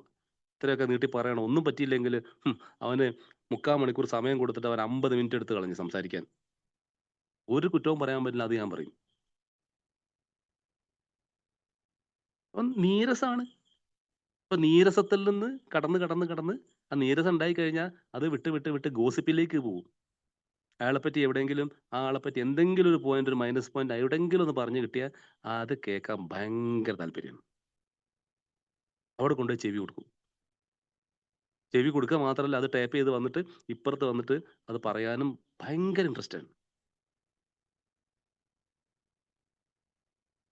അപ്പോ ഇത് വ്യത്യസ്തമായ ഭയങ്ങളാണ് നമ്മൾ അനുഭവിക്കുന്ന. നമുക്ക് ചൂണ്ടിക്കാണിക്കാൻ പറ്റാവുന്ന, നമ്മളിൽ എല്ലാവരും ഒരു പക്ഷേ ഉണ്ടാവും, അനുഭവിക്കാൻ പറ്റുന്ന ഭയങ്ങളാണ്. അത് നീരസമായി മാറുന്നുണ്ട്. ആ നീരസത്തിൽ നിന്ന് അസൂയ ഉണ്ടാവുന്നുണ്ട്. അസൂയയിൽ നിന്ന് ഗോസിപ്പിലേക്ക് പോകുന്നുണ്ട്. എല്ലാത്തിൻ്റെ അടിസ്ഥാനമായിട്ട് നോക്കിക്കഴിഞ്ഞാൽ ഭയം എന്ന് ഫിയർ നമുക്ക് കാണാൻ പറ്റും. അപ്പൊ ആളുകളെ കുറിച്ചുള്ള നമ്മുടെ പുറത്തുള്ള ആളുകളെ പറ്റിയുള്ള മാത്രമല്ല, ഈ ഫെലോഷിപ്പിന്റെ അകത്തുള്ള ആളുകളെയും നമ്മുടെ ചുറ്റുമുള്ള സഹജീവികളെയും അവരോടൊക്കെയുള്ള ഭയങ്ങൾ നമ്മൾ എന്തൊക്കെയോ അവരിൽ വെച്ച് കെട്ടിയിട്ടുണ്ട്. നമ്മുടെ പല ജന്മവാസനകളും അവർ നമ്മുടെ ചുറ്റുമുള്ള ആൾക്കാർക്കെതിരെ പാമ്പുകളെ പോലെ, സർപ്പങ്ങളെ പോലെ ചാടിക്കടിക്കാൻ തുടങ്ങിയിട്ടുണ്ട്. അവർ സ്വാഭാവികമായി ജീവിച്ചു പോകുന്ന ആൾക്കാരാണ് നമ്മുടെ ചുറ്റുമുള്ള ആൾക്കാരൊക്കെ. അവരുടെ നേരെ ജന്മവാസനകൾ ചാട്ടിക്കടിക്കാൻ തുടങ്ങിയിട്ടുണ്ട്. അതില്ലാതാവും ക്രമേണ. എളുപ്പമല്ല. ക്രമേണ ഈ പടികളൊക്കെ ഇങ്ങനെ ഫലപ്രദമായി ജീവിതത്തിൽ ഉപയോഗിച്ചു കഴിഞ്ഞാൽ 6-7 പടി ഫലപ്രദമായിട്ട് ഉപയോഗിക്കാൻ പറ്റിയ, ചുമ്മാ 6-7 പടിയിൽ നമ്മൾ ഫോർഗോട്ടൺ സ്റ്റെപ്സ് എന്നാ നമ്മൾ പറഞ്ഞുകൊണ്ടിരുന്നത്. എന്ന് വെച്ചാൽ എല്ലാവരും 5ഉം 6ഉം 7ഉം 8ഉം 9ഉം പടി, 5 വരെ ഉഷാറായിട്ട് മീറ്റിംഗ് നമ്മൾ എന്താ പറയും, നമ്മൾ ചർച്ച ചെയ്യും. പിന്നെ 8, 9, 10 ഒക്കെ അടിപൊളിയായിട്ട് പോകും. പക്ഷെ 6, 7 അങ്ങനെ അവിടെ കിടക്കും. വലുത് ആരും അങ്ങനെ സ്പർശിക്കാറില്ല. ഫോർഗോട്ടൺ സ്റ്റെപ്സ് എന്നാണ് പറയുന്നത്. മാറ്റിയിടുന്ന സ്റ്റെപ്സ് ആണ് പോലും. അപ്പോ ഇത് 6-7 പടികൾ നമ്മുടെ ജീവിതത്തിലേക്ക് അലിഞ്ഞിറങ്ങാൻ തുടങ്ങിക്കഴിഞ്ഞാൽ ഈ പറയുന്ന ആളുകളെ കുറിച്ചുള്ള ഭയമില്ലാതാവും. ഞാൻ ഓർക്കുന്നുണ്ട് സംഭവം. എനിക്ക് ഒരാളുമായിട്ടൊക്കെ കാര്യമില്ലാതെ വലിയ കാര്യമൊന്നുമില്ല. എന്താ കാരണം എന്ന് വെച്ചാൽ ഇപ്പോൾ ഓർത്തെടുക്കാനും പറ്റുന്നില്ല. നിസ്സാര കാര്യമായിരിക്കും. എന്തായാലും അയാൾ ടെഗോ പറയും. കാണുമ്പോഴേ ഞാൻ മുങ്ങിക്കളയും. മീറ്റിങ്ങിൽ ഇരിക്കുന്നത് തന്നെ അസ്വസ്ഥയായി. എന്തിനേറെ പറയുന്നു, ഈ മീറ്റിങ്ങിലേ നമ്മൾ കൈകോർക്കില്ലേ, കൈകോർക്കും അവന്റെ കൈ പിടിക്കില്ല. അത്തരത്തിലായി നീരസം. അവന്റെ കൈ പിടിക്കാതെ മാറിക്കളയും. നീരസത്തിന്റെ ഒരു പോക്ക് കണ്ടോ, അതിന്റെ ഗ്രേഡ് പോയ പോക്ക് കണ്ടോ. അപ്പോ അഥവാ പിടിക്കേണ്ടി വന്നാൽ തന്നെ മനപ്രയാസത്തോടു കൂടിയ അയാളുടെ കൈ പിടിക്കുക. എന്തായാലും വേണ്ടില്ല. കുറെ കാലം ഇങ്ങനെയുള്ള മീറ്റിങ്ങിലൊന്നും ഞാൻ പോകില്ല. ഒരിക്കല് ഞാൻ ഫേസ്ബുക്കൊക്കെ എനിക്ക് ബ്ലോക്ക് ചെയ്തിട്ട് എന്തൊക്കെയോ ചെയ്തിട്ടുണ്ട് അന്ന്. ഫേസ്ബുക്കൊക്കെ ഇറങ്ങിയ കാല. കാരണം അദ്ദേഹത്തിന്റെ മനോഹരമായ ഫോട്ടോകളൊക്കെ വരും. ഊട്ടിയിൽ പോയി അദ്ദേഹം കുടുംബ സമേതം ഊട്ടിയിൽ പോയിട്ട് അദ്ദേഹം അവിടുന്ന് ഫ്ലവർ ഷോയ്ക്ക് പങ്കെടുത്തതിന്റെ വ്യത്യസ്തമായ ഫോട്ടോ കൊണ്ട് അതൊക്കെ കണ്ട് ഞാൻ കാണും ഫേസ്ബുക്കിൽ. ബ്ലോക്ക് ചെയ്തു. ഞാൻ ഒരു 5-6 മാസത്തിന് ശേഷം ഞാനും ഊട്ടിയിലെത്തി. കുടുംബമായിട്ട് സമാധാനിക്കാൻ പോയതാ, സന്തോഷം അനുഭവിക്കാൻ പോയതാ. അവിടെ ചെന്ന് കഴിഞ്ഞ് നാടും വീടൊക്കെ മറന്നു, വിഷമങ്ങളൊക്കെ മറന്നു. അന്ന് വീട്ടിൽ ഒരുപാട് പ്രയാസങ്ങൾ, സാമ്പത്തിക പ്രയാസമൊക്കെ അനുഭവിക്കുന്ന വല്ലാത്ത സമയമാണ്. അപ്പോൾ എന്നാലും അവിടെ എത്തി, അല്പം സന്തോഷിക്കാന്ന് വിചാരിച്ചു. അവിടെ എത്തിയപ്പോൾ എനിക്ക് ആ പൂക്കളും പൂന്തോട്ടങ്ങളും ഒക്കെ കണ്ടപ്പോൾ ആദ്യം ഓർമ്മ വന്നത് അതിന്റെ മനോഹാരിതയല്ല, ഈ ചങ്ങാതി ഫേസ്ബുക്കിൽ എടുത്തിട്ട ഫോട്ടോസൊക്കെയാണ്. അദ്ദേഹം ഊട്ടി പോയ പൂക്കളുടെ പിന്നിൽ മറഞ്ഞു നിൽക്കുന്ന അവിടെ നിന്നുകൊണ്ട് എടുത്തിട്ടുള്ള ഫോട്ടോകളൊക്കെ എനിക്ക് ഓർമ്മ വന്നു. അതോടുകൂടി എൻ്റെ മുഖം കറുത്ത്. വൈഫ് ചോദിക്കുന്നുണ്ട്, എന്താ പെട്ടെന്ന് എന്ത് പറ്റി, വയറുവേനുണ്ടോ, തലവേനുണ്ടോ എന്നൊക്കെ ചോദിക്കുന്നുണ്ട്. അതൊന്നുമല്ല, അയാളുടെ മുഖം ഓർമ്മ വന്നപ്പോൾ എനിക്ക് അതിന്റെ മൂടങ്ങ് പോയി, എൻ്റെ മുഖത്തിന്റെ പ്രസാദം അങ്ങ് പോയി. ഒരു കാര്യം ജോയിക്കുട്ടി മാഷ് പണ്ട് പറഞ്ഞു വെച്ചിട്ടുണ്ട്, നീരസമുള്ളവൻ നമ്മുടെ ഹൃദയത്തിൽ താമസിച്ചു തുടങ്ങുന്നു എന്ന് ജോയിക്കുട്ടി മാഷ് പണ്ട്. ഞാനൊക്കെ കാണുന്നതിന് മുമ്പ് എത്രയോ വർഷങ്ങൾക്ക് മരിച്ചുപോയ ആളാണ്. അയാളെ ശബ്ദം ഒന്ന് ജീവിക്കുന്നുണ്ട്. അയാൾ പറഞ്ഞു വെച്ചിട്ടുണ്ട്, ആരോടാണോ നീരസം ഉള്ളത് അവൻ നമ്മുടെ ചങ്കിനുള്ളിൽ, ഹൃദയത്തിനുള്ളിൽ താമസം തുടങ്ങും, അനുവാദം പോലും വേണ്ട എന്ന് പറയുന്നുണ്ട്. എവിടെ പോയാലും അവൻ കൂടെ ഉണ്ടാവും. ഊട്ടിയിലായാലോ കൊടൈക്കനാലിലായാലോ വിദേശത്ത് പോയാലും പാസ്പോർട്ടും വേണ്ട, വിസയും വേണ്ട, അവന് കൂടെ വരാൻ. ഒരുത്തിനോട് നീരസം തോന്നിയാൽ അവൻ ഫുൾ ടൈം നമ്മുടെ കൂടെ ഉണ്ടാവും. എന്നാൽ ഒരുത്തിനോട് ഇഷ്ടം തോന്നിയാലോ അവൻ അങ്ങനെ ഉണ്ടാവണമെന്നില്ല. നീരസം തോന്നിയോ അവൻ ഫുൾ ടൈം, ആരോട് നീരസം തോന്നിയോ ഫുൾ ടൈം നമ്മുടെ കൂടെ ഇങ്ങനെ സഞ്ചരിച്ചുകൊണ്ടേയിരിക്കും. ഒരു സമ്മതവും വേണ്ട. നമ്മുടെ ഹൃദയത്തിന്റെ ഉള്ളിൽ വാടക തരാതെ താമസിക്കുന്നുണ്ടാവും അയാള്. അപ്പൊ എത്ര എണ്ണത്തിന് ഇറക്കി വിടണം? ഈ വാടക തരാതെ ഹൃദയത്തിന്റെ ഉള്ളിൽ താമസിക്കുന്ന എത്ര പേരെ ഇറക്കി വിടേണ്ടി വന്നിട്ടുണ്ട്. സത്യം പറയാലോ, ഇന്നത്തെ ഒരു അവസ്ഥ എന്ന് പറഞ്ഞാൽ, ഞാനിപ്പോ അധികം എൻ്റെ ആ വാടക വീട് കാലിയാണ്. എന്നാലും 1-2 പേരൊക്കെ അവിടെ ഉണ്ടെങ്കിൽ സംശയം ഇല്ലായികയില്ല. എന്നാലും പണ്ടത്തെ എൻ്റെ വാടക വീട്ടിൽ ആ ജനത്തിരക്കില്ല. 1-2 പേരൊക്കെ ഉണ്ടാവാം. ആ തള്ളു കുറഞ്ഞിട്ടുണ്ട്. അത് ഈ ഫെലോഷിപ്പിലൂടെയുള്ള കുറച്ച് കാലമായി ഈ പരിപാടികളോട് ബന്ധപ്പെട്ട് മുന്നോട്ട് പോകുന്നതുകൊണ്ട് എന്തോ ഞാൻ അനുഭവിക്കുന്നൊരു മാറ്റമായിരിക്കാം. 1-2 പേരൊക്കെ വലിയ തള്ളില്ല പഴയ പോലെ, അധികം ഓർമ്മയിൽ കൊണ്ടു നടക്കാറില്ല ആരെയും. ഇത് എൻ്റെ മാത്രം അനുഭവമല്ല, ഭൂരിപക്ഷം ആളുകളും ഇതിൽ അനുഭവിക്കുന്നുണ്ടാവും. ഈ കൂട്ടായ്മയിൽ, നമ്മുടെ ഇന്നത്തെ കൂട്ടായ്മയിൽ തന്നെയുള്ള ഭൂരിപക്ഷം ആൾക്കാരും ഈ പ്രശ്നവും മറികടന്ന ആൾക്കാരായിരിക്കും. സുരേഷ് ഏട്ടനെ പോലെ ആൾക്കാരൊക്കെ ഉണ്ടല്ലോ, സീനിയേഴ്സ് ആൾക്കാരുണ്ട്, അവർക്കറിയായിരിക്കും കടന്നു വന്ന വഴികൾ. അപ്പൊ മനസ്സിന്റെ ഉള്ളില് ഈ ആളുകള്, അവരെ ഭയക്കേണ്ട കാര്യമില്ല, അവരോടുള്ള ഭയം നമുക്ക് അവസാനിക്കുമെന്നാ പറയുന്നത്. അത് 6th step, 7th step, 8th step, 9th step. 8th സ്റ്റെപ്പിൽ നമ്മൾ ഉപദ്രവിച്ചിട്ടുള്ള ആൾക്കാരുടെ ലിസ്റ്റ് തയ്യാറാക്കുന്നു. 9th സ്റ്റെപ്പ് വരുമ്പോൾ നമ്മൾ പരമാവധി അവരോട് പരിഹാരങ്ങൾ ചെയ്യുന്നു. നമ്മുടെ ജന്മവാസനകൾ കാരണം ആരൊക്കെയാണോ ഉപദ്രവിച്ചത് പ്രാക്ടിക്കൽ സ്റ്റെപ്പാണ് അവിടെ വരുന്നത്. അവരോട് നമ്മൾ പരിഹാരം ചെയ്യുന്നുണ്ട്. ഉപദ്രവിച്ച ആൾക്കാരോടും നമ്മളെ ഉപദ്രവിച്ച ആൾക്കാരോടും നമ്മൾ ക്ഷമിക്കുകയും മറ്റുള്ളവരോട് ഉപദ്രവിച്ചവരോട് പരിഹാരം ചെയ്യുകയും നമ്മൾ ചെയ്യുന്നുണ്ട്. കടം വാങ്ങിയവന് തിരിച്ചു കൊടുക്കുകയും ചീത്ത പറഞ്ഞവനോട് ക്ഷമ പറയുകയും കൊടുക്കാനുള്ളത് കൊടുക്കുകയും തെറ്റുകൾ തിരുത്തുകയും അമ്മ പെങ്ങന്മാരെ പോയി കാണുകയും സഹോദരന്മാരെ കൈപിടിക്കുകയും സഹോദരനെ കാണുമ്പോൾ മുങ്ങേണ്ട അവസ്ഥയല്ല. കൈപിടിക്കുകയും സമൂഹത്തിലെ ഓരോരോ വ്യക്തിയെ കാണുമ്പോൾ പോലും കൈപിടിക്കുകയും ഒക്കെ 8, 9 പടികളിലൂടെയാണ് നമ്മൾ സാധ്യമാക്കിയെടുക്കുന്നത്. 8, 9 പടികളുടെ പ്രത്യേക ഒരു ഉദ്ദേശം തന്നെ പറയുന്നത് സോഷ്യലൈസിങ് സാധിക്കുന്നു എന്നുള്ളതാണ്. നഷ്ടപ്പെട്ടു പോയ ഒരു കഴിവായിരുന്നു നമ്മുടെ സോഷ്യലൈസിങ്, സമൂഹവുമായിട്ട് ഇടപഴകാനുള്ള കഴിവ് നമുക്ക് നഷ്ടപ്പെട്ടു തുടങ്ങിയിരുന്നു. അതിലേക്കുള്ള മടക്കയാത്രയാണ് 8, 9 പടികൾ. തെറ്റുകൾക്ക് പരിഹാരം ചെയ്യുന്നതിലൂടെ, പ്രായശ്ചിത്തം ചെയ്യുന്നതിലൂടെ, പരിഹരിക്കുന്നതിലൂടെ നമ്മൾ ആളുകളുടെ കൈപിടിക്കുകയാണ്. സമൂഹ മനസാക്ഷിയിലേക്ക് നമ്മൾ എത്തിപ്പെടുകയാണ്. പിന്നെ ഒരാളെയും പ്രായശ്ചിത്തം ചെയ്യുന്നതോടുകൂടി നമ്മൾ ആരെയും പിന്നെ ഭയക്കേണ്ട കാര്യമില്ല. ഭയം ഉണ്ടാവില്ല. ഭയത്തിന്റെ ആവശ്യമില്ല. തെറ്റുകൾ പറഞ്ഞും തെറ്റുകൾ അവസാനിപ്പിച്ചും എല്ലാം ഫുൾ സ്റ്റോപ്പ് ഇടുന്ന ഒരു അവസ്ഥ ജീവിതത്തിൽ ഉണ്ടാവും, എല്ലാവർക്കും ഉണ്ടാവും. അതിനുശേഷം ആ ആളെ നമ്മൾ ഭയപ്പെടേണ്ട കാര്യമില്ല.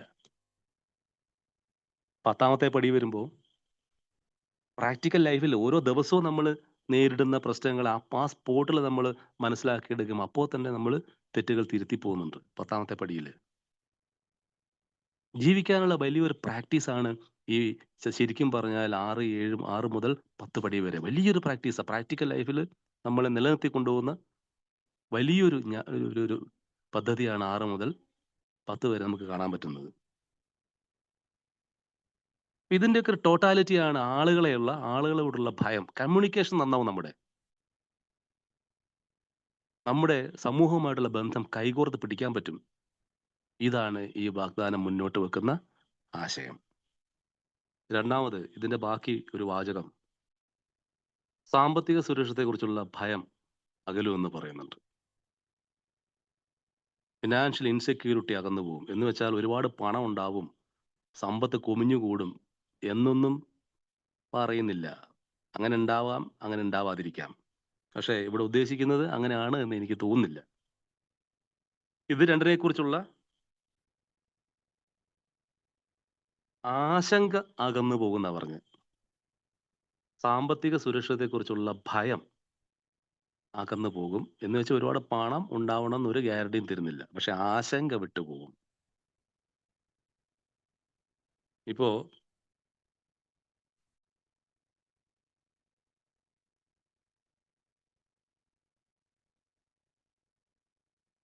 എൻ്റെ ഒരു സുഹൃത്തുണ്ടായിരുന്നു. അയാള് എന്നോടൊപ്പം കുടിച്ച് അയാൾ വേഗം മരണത്തിലേക്ക് പോയ ഒരാളാണ്. അയാൾ മെഡിക്കൽ കോളേജിൽ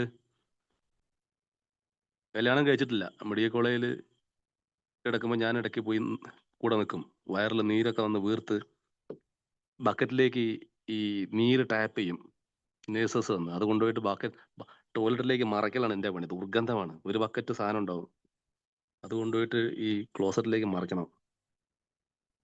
അപ്പോൾ എന്നെ അവൻ വിളിക്കും. ഹോസ്പിറ്റൽ അഡ്മിറ്റ് ആയാലും അപ്പം വന്ന് എന്നെ വിളിക്കും.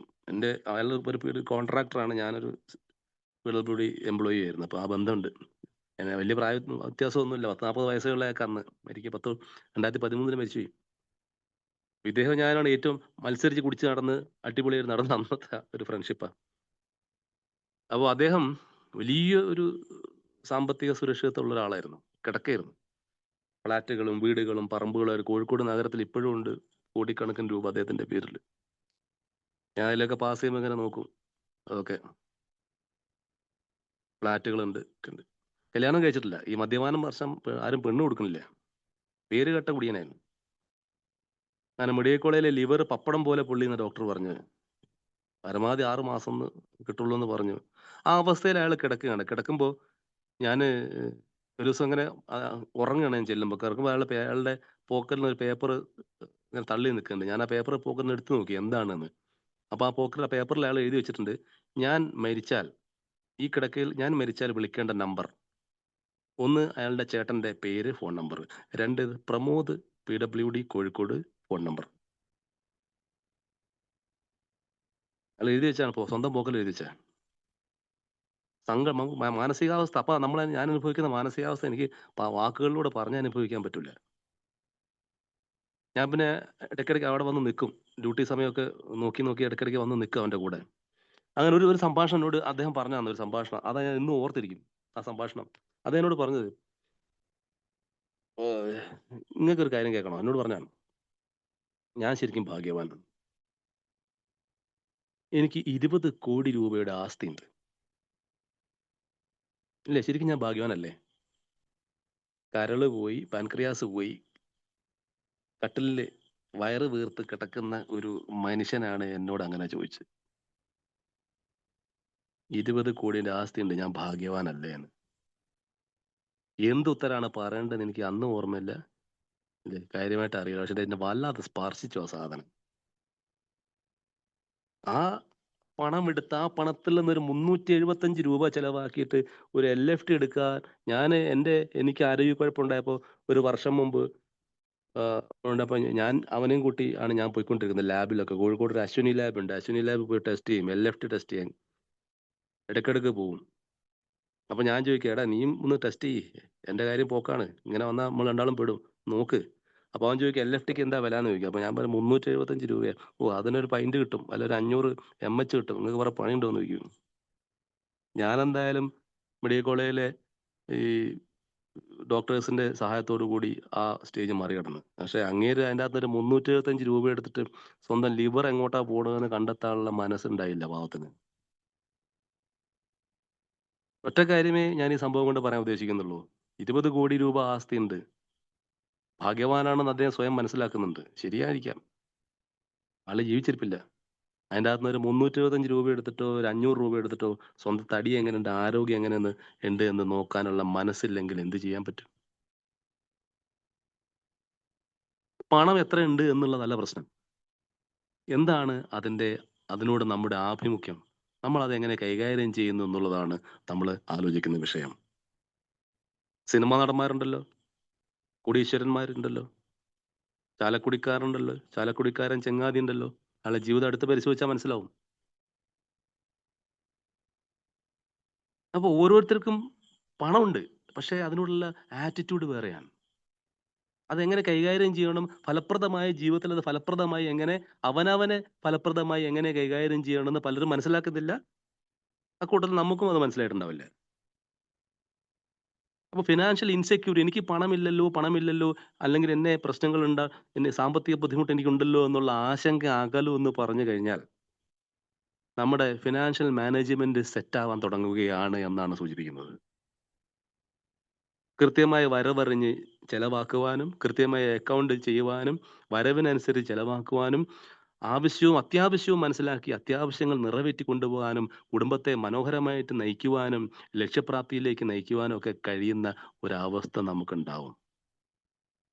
കിട്ടിയതുകൊണ്ട് ജീവിക്കാൻ പഠിക്കും. അതുകൊണ്ട് തന്നെ ഫിനാൻഷ്യൽ ഇൻസെക്യൂരിറ്റി ഇല്ലാതാവും. ഇങ്ങനെ പോകാൻ പറ്റുന്നത് 1, 2, 3, 4, 5 വർഷം മുന്നോട്ട് പോകുമ്പോൾ മനസ്സിലാവും ഇങ്ങനെ ജീവിക്കാൻ പറ്റും.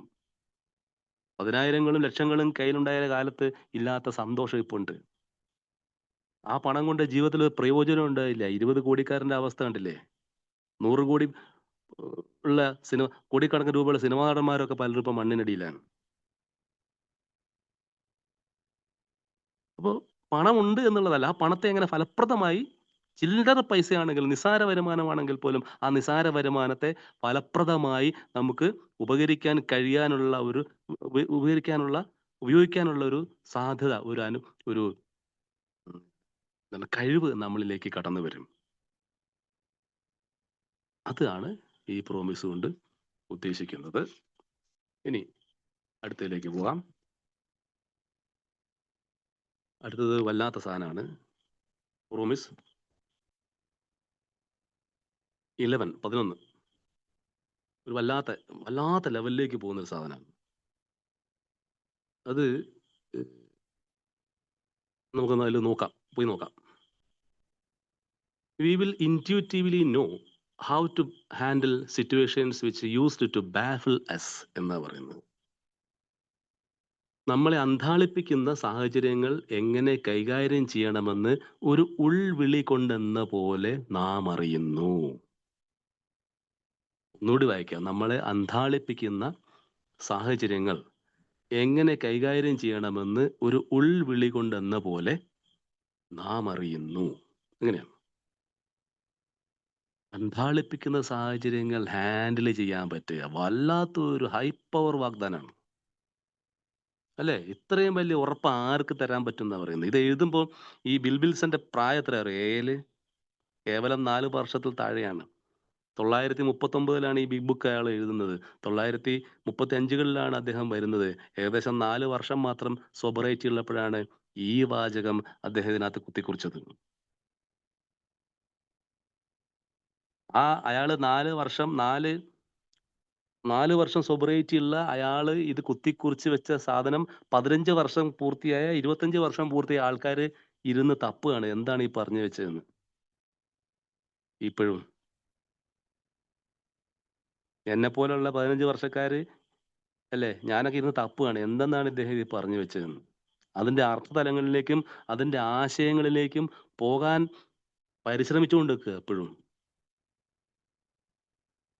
അദ്ദേഹത്തിന്റെ IQ ലെവൽ എത്രമാത്രം ഉണ്ട് എന്നുള്ളത് ഒന്ന് ആലോചിച്ചാൽ മതി. അസാധ്യമായ IQ ലെവലുള്ള ഒരു മനുഷ്യനായിരുന്നു വിൽസൺ. 4 വർഷം സോബറൈറ്റി ഉള്ളപ്പോഴാണ് ഈ വാചകം എന്നല്ല, ബിഗ് ബുക്ക് തന്നെ അയാൾ സെറ്റ് ചെയ്തത്. അപ്പോ അതിനകത്തുള്ളൊരു വാചകമാണ് ഇത്. അത്ഭുതപ്പെടുത്തുന്ന ഒരു വാചകമാണിത്.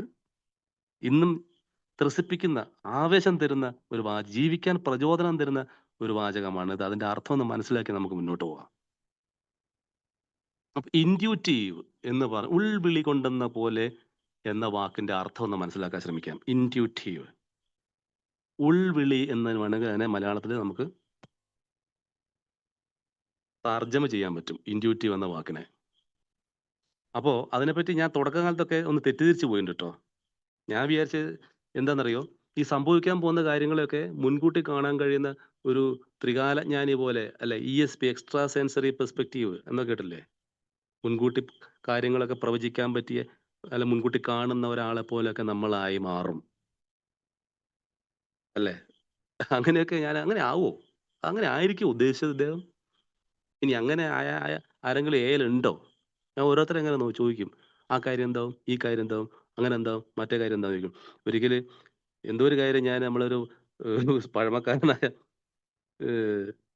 പാലക്കാടുള്ള ഒരു സുഹൃത്തിനോട് ചോദിച്ചപ്പോൾ അദ്ദേഹം വെറുതൊന്നും പ്രവചിക്കാൻ ഞാൻ ദൈവമല്ല എന്ന് പറഞ്ഞു. ഒറ്റടി. ഞാൻ ഏതൊരു കാര്യം എന്താവെന്ന് ചോദിച്ചതാണ്. ഞാൻ വിചാരിക്കുന്നത് അദ്ദേഹത്തിന് എന്തോ ഒരു ഇൻറ്റ്യൂട്ടീവ് പവർ ഉണ്ടോ എന്നുള്ള മട്ടിൽ ഞാൻ ഒന്ന് ചോദിച്ചു നോക്കിയതാണ്. ഇതൊന്നും പ്രവചിക്കാൻ ഞാൻ ദൈവമൊന്നല്ല പ്രമോദ് എന്ന് പറഞ്ഞിട്ടുണ്ട്. തീർന്നു. അപ്പോ ഒരു ഇൻറ്റ്യൂട്ടീവ് പവർ എന്ന് പറഞ്ഞ ഉൾവിളി എന്തായിരിക്കും അത്? ആ ഉൾവിളി എന്തായിരിക്കും? വളരെ രസകരമാട്ടോ അത് മനസ്സിലാക്കാൻ. അപ്പോ ഞാനത് ഒരു സംഭവത്തിലൂടെ ഒന്ന് പറയാം. ഇല്ലെങ്കിൽ ഇപ്പൊ ഒരാൾ പറഞ്ഞ കഥയാണ്. അദ്ദേഹം ഒരു AA മെമ്പറാണ്. അദ്ദേഹം എന്നോട് പറഞ്ഞത്, അദ്ദേഹത്തിന്റെ ജോലി സ്ഥലത്തേക്ക്, ഓഫീസിലേക്ക് പോകുമ്പോൾ, അദ്ദേഹം നല്ല മഴക്കാലാണ്, ഓഫീസിന്റെ ഒരു മലമുകളിലാണ് ഓഫീസ് ഉള്ളത്. അദ്ദേഹം അവിടെ പോകുമ്പോൾ അവിടെ കാറ് നിർത്തിയിടും. അപ്പോൾ കാറ് നിർത്തിയിടുന്ന അയാൾക്ക് സാധാരണ നിർത്തുന്ന സ്ഥലം കിട്ടിയില്ല. ഇച്ചിരി മാറിയിട്ടാണ് പാർക്കിംഗ് കിട്ടുന്നത്. അവിടെ പോയി നോക്കിയപ്പോൾ അതിന്റെ മണ്ടയ്ക്ക് ഒരു തൊട്ടടുത്തുകൂടി ഒരു വലിയ മാവ് നിൽക്കുന്നുണ്ട്. ആ മാവിന്റെ ഒരു വലിയ കൊമ്പിന്റെ ചോട്ടിലാണ് കാറ് നിർത്തിയത്. മാവും അവന്റെ കൊമ്പൊക്കെ നോക്കി ബുദ്ധിമുട്ടൊന്നും തോന്നിയില്ല. പക്ഷെ എന്നാലും അയാൾക്ക് തോന്നി കാർ അവിടെ വെക്കണ്ടാന്ന്. അപ്പൊ കാർ ഇങ്ങോട്ട് മാറ്റിയിട്ടിട്ട് കുറച്ചപ്പുറത്തേക്ക് പോയി മാറ്റിയിട്ട്, അപ്പോൾ ഇയാൾ ദൂരേക്ക് കാറ് മാറ്റിയിട്ട് തിരിച്ചു വരുമ്പോണ്ട് ആ മാവിന്റെ ചുവട്ടിൽ ഇയാൾ ആദ്യം നിർത്തിയ സ്ഥാനത്ത് വേറൊരുത്തൻ വന്നൊരു കാർ കൊണ്ടുവെക്കുന്നു. അപ്പൊ അവനോട് ഇദ്ദേഹം പറഞ്ഞ്, ഈ കാർ ഇവിടെ വെക്കണ്ട മോനെ, മഴയാണ്, ഈ മാവിന്റെ കൊമ്പൊടിയാനുള്ള സാധ്യത, കൊമ്പൊടിഞ്ഞാൽ കാർ പപ്പടായി പോകും. അപ്പോൾ മറ്റേ ആള് പറഞ്ഞു, ഈ മാവിന്റെ കൊമ്പൊന്നും ഒടിയൂല, നല്ല വണ്ണമാണ് ഇത്, കണ്ടില്ലേ?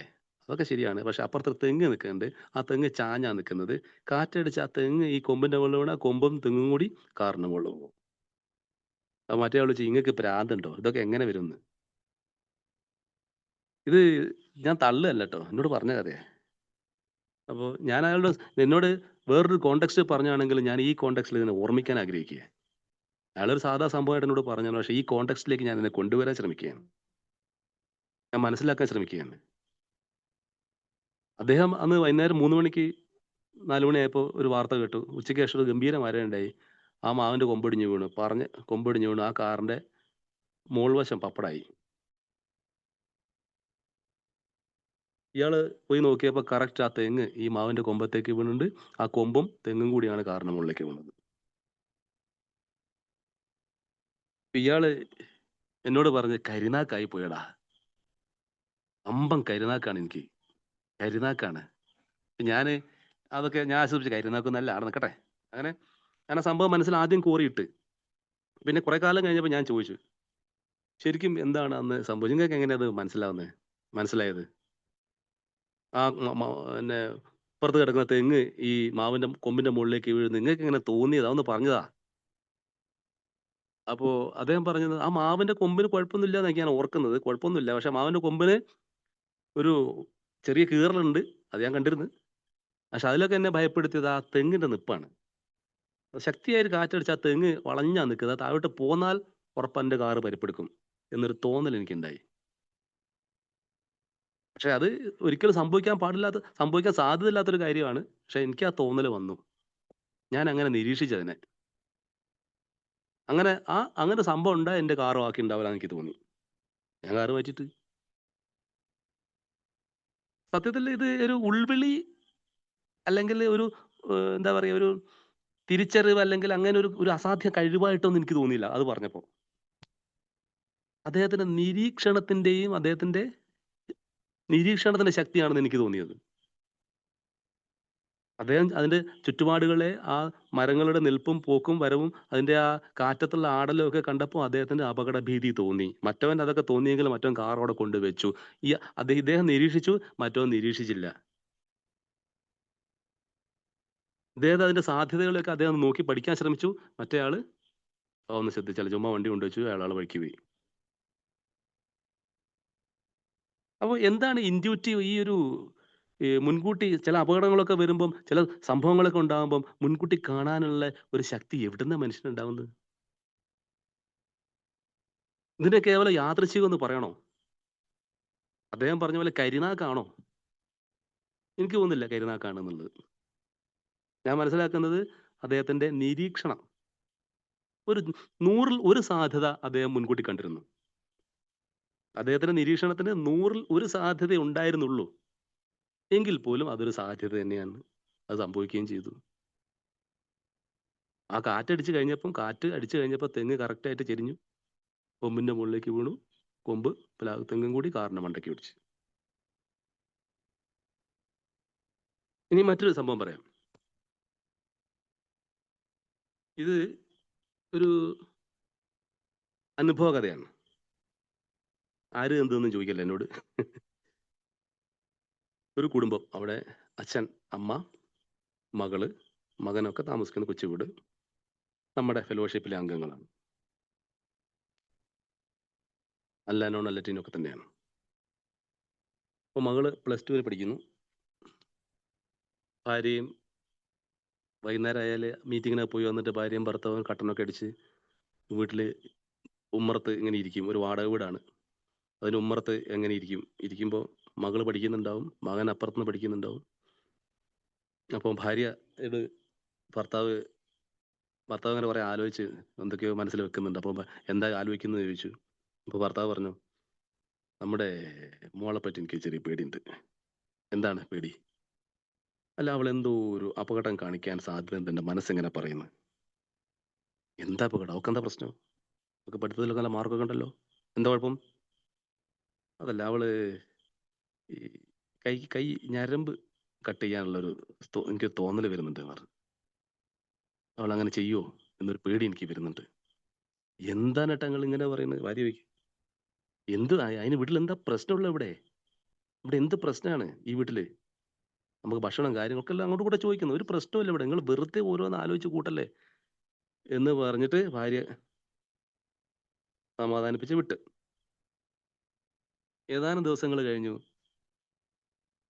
ആ വീട്ടിൽ അത് സംഭവിച്ചു. ആ വീട്ടിൽ കൃത്യമായി അത് സംഭവിച്ചു. ഒരു രാത്രി മകളുടെ പഠിത്തമുറിയിലേക്ക് പോയി നോക്കിയപ്പോൾ നിലത്ത് വീണ് കിടക്കുന്നു. ചോര തളം കെട്ടി കിടക്കുന്നു.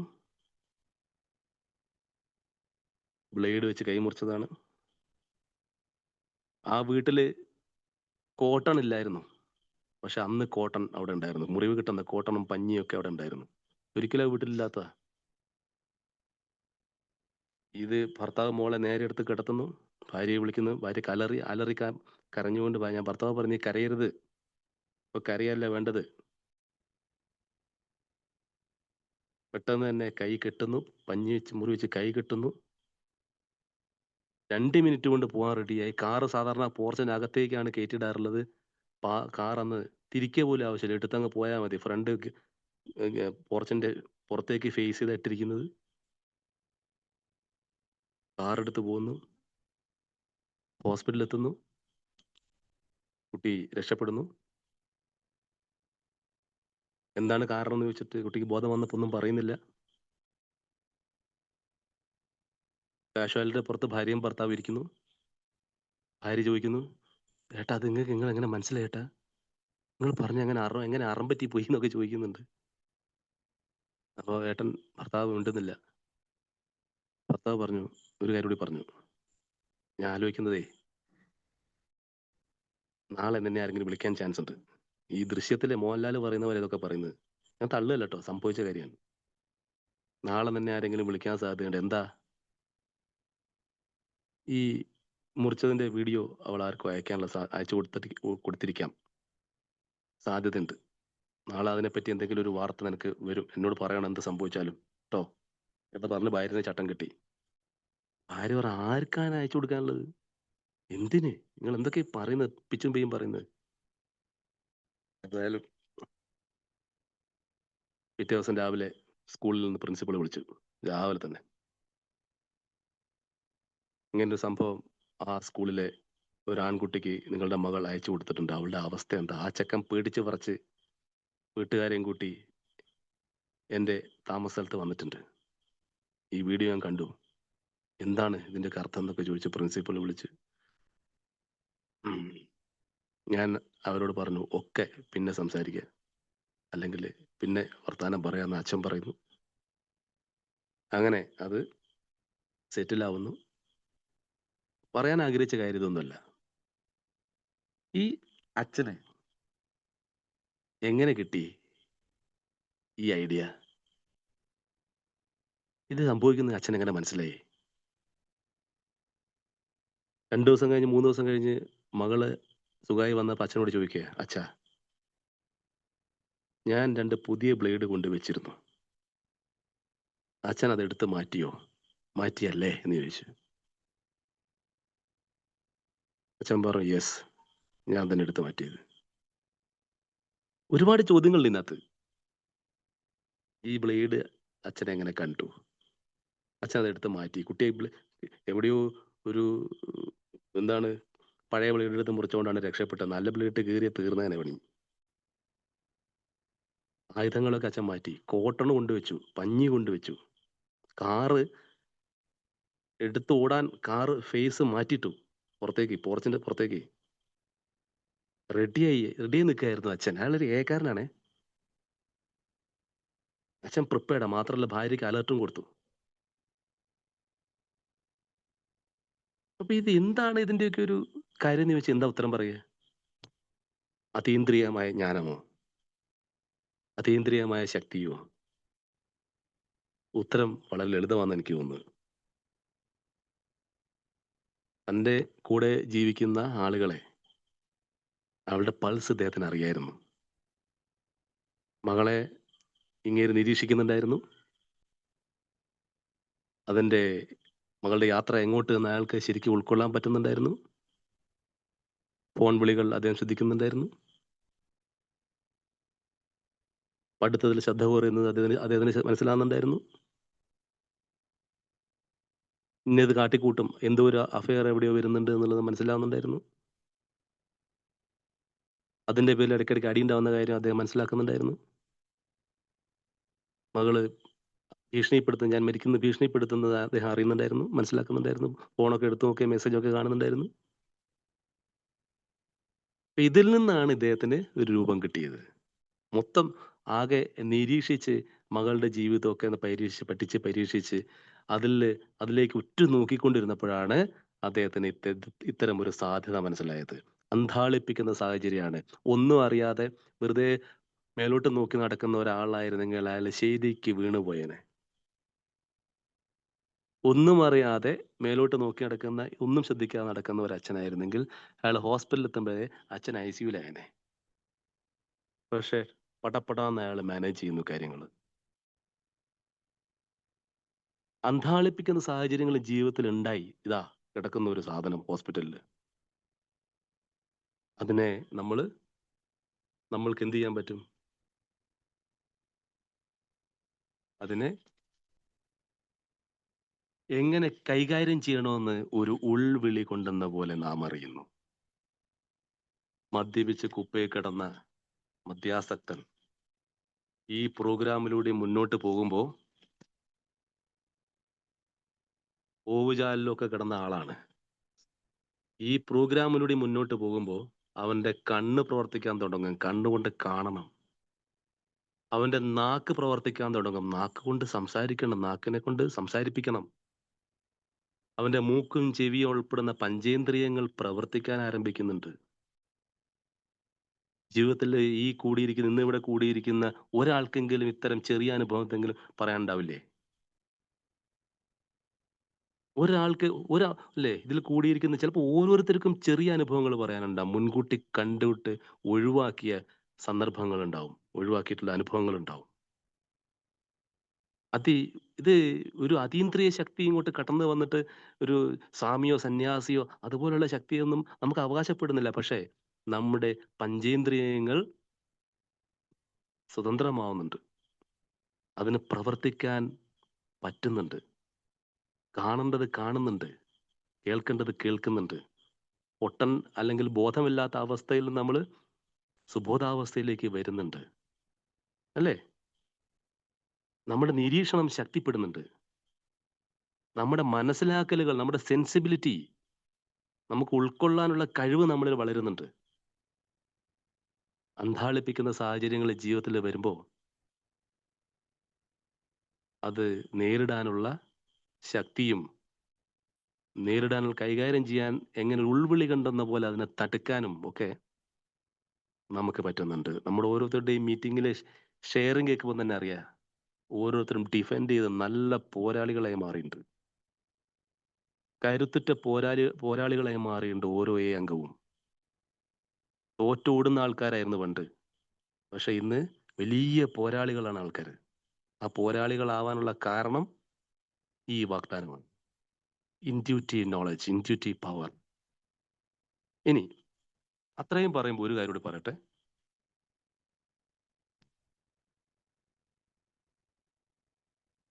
ബിൽ വിൽസൺ നമ്മളോട് വെറും വാക്ക് പറഞ്ഞതല്ല. ബിൽ വിൽസൺ ബിഗ് ബുക്കിന്റെ ഇംഗ്ലീഷ് വെർഷൻ പേജ് 85 1, 2, 3 മൂന്നാമത്തെ പാരഗ്രാഫ്, അതിൽ അദ്ദേഹം പറയുന്നുണ്ട്, if we have carefully followed directions, we have begun to sense the flow of his spirit into us. To some extent, we have become God conscious. We have begun to develop the vital sixth sense. അദ്ദേഹം പറയുന്നുണ്ട്. എന്ന് വെച്ചാൽ അതിന്റെ Malayalam big book page 84. സർവജ്ഞനും സർവശക്തനുമായ ദൈവത്തിൽ നിന്ന് മാർഗനിർദ്ദേശവും പ്രചോദനവും ശക്തിയും ലഭിക്കുന്നതിനെ പറ്റി ഒരുപാട് ഇപ്പോഴേ പറഞ്ഞു കഴിഞ്ഞു. ആ മാർഗനിർദ്ദേശങ്ങൾ സൂക്ഷ്മമായി പിന്തുടർന്നിട്ടുണ്ടെങ്കിൽ ആ പരിശുദ്ധാത്മാവ് നമ്മളിലേക്ക് ഒഴുകി വരുന്നത് അനുഭവിച്ചറിയാൻ കഴിയുന്നു. ഒരു പരിധിവരെ നാം ദൈവചിന്ത, ഗോഡ് കോൺഷ്യസ് ആട്ടോ ദൈവചിന്ത എന്ന് പരിഭാഷപ്പെടുത്തിയത്, ആ പരിധിവരെ നാം ദൈവചിന്ത ഉള്ളവരായി മാറുന്നു. അങ്ങനെ സുപ്രധാനമായ 6ാം ഇന്ദ്രിയം ഉള്ളവരായിരിക്കാൻ നമുക്ക് കഴിയുന്നു. 6ാം ഇന്ദ്രിയം, സിക്സ്ത് സെൻസ് തുറന്നങ്ങോട്ട് അടിച്ച ഇതിലപ്പുറത്തുള്ള വാഗ്ദാനം ഇനി എവിടെ പോകണം? ഉറപ്പ് എവിടെ പോകണം? സാധിക്കും. നമ്മൾ പരാജിതരല്ല, നമ്മൾ മികച്ച പോരാളികളാണ്. അതാണ് പോരാടാൻ നമുക്ക് തരുന്ന ശക്തിയാണ്, നമ്മളിലേക്ക് വരുന്ന ആ ഒഴുക്കാണ്. ഒരു പ്രവാഹമുണ്ട്, ആ ഒരു ഹയർ പവർ, ഉയർന്ന ശക്തിയുടെ പ്രവാഹമുണ്ട്. ഒരു ഗോഡ് കോൺഷ്യസ് നമുക്ക് ലഭിക്കുന്നുണ്ട്.